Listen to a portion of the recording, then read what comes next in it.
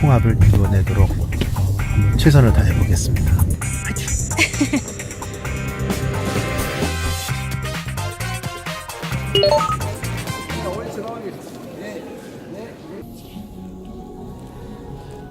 문재인 정권은 레임덕에 빠졌습니다. 우리 당은 아직 국민의 신뢰를 얻지 못하고 있습니다. 여러분께 인사에 가름하겠습니다. 여러분 힘내시기 바랍니다. 우리 화이팅 하십시오. 화이팅! 화이팅! 지금 황교안 총리의 통합은 저는 굉장히 문제가 많다 이렇게 생각합니다. 지금 황교안 총리는 그 소위 대선에 출마하려는 그런 의도를 갖고 있는 사람 아닙니까? 누가 보든지. 그런데 그런 사람이 소위 그걸 이제 그냥 잠룡으로 표시를 하면 잠룡이면서 내가 대표까지 갖고 있다고 한다면 그러면 다른 잠룡들이 그 당을 잠룡과 대표의 권능을 같이 프리미엄을 갖고 있는 이 집단에 들어오려고 할까요? 저는 오히려 통합에 장애가 된다 이렇게 봅니다.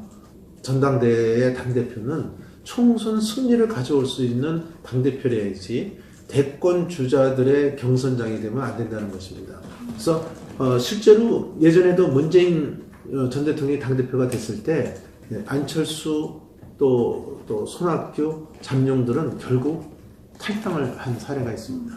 그래서 지금 황교안 전 총리가 통합을 얘기하는 것은 저는 좀 전혀 어불성설이다. 오히려 그 장애가 되고 있다, 통합에. 작년에 지방선거의 폭망에 의해서 스스로 책임을 지고 물러난 사람입니다. 임기 도중에 물러났기 때문에 이번 전당대회까지 열게 됐는데 다시 출마를 한다는 것은 저는 그 상식에 어긋난 일이다 이렇게 보고 있고요.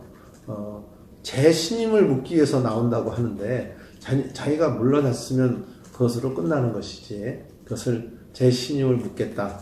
또 황교안 총리가 나오니까 내가 나오지 않을 수밖에 없다. 이 논리도 저는 합당한 논리로 여기지는 않습니다.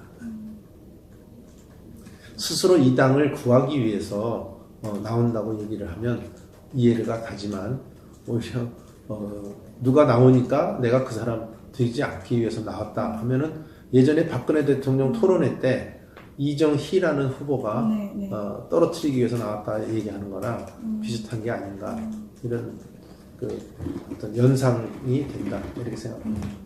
그거는 지금 뭐라고 예상할 수는 없습니다. 다만 하나의 제안이라고 이렇게 생각을 해주시고요.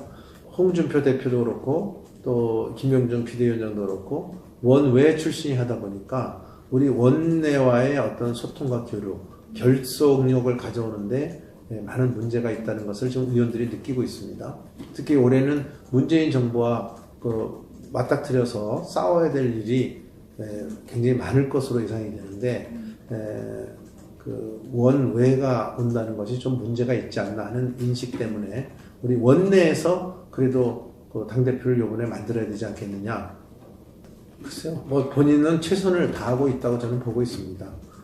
그렇지만 워낙 문재인 정부의 내로남불과 안하무인식 독선독주가 진행되기 때문에 그 한계를 느낄 수밖에 없었을 거다 이렇게 생각합니다.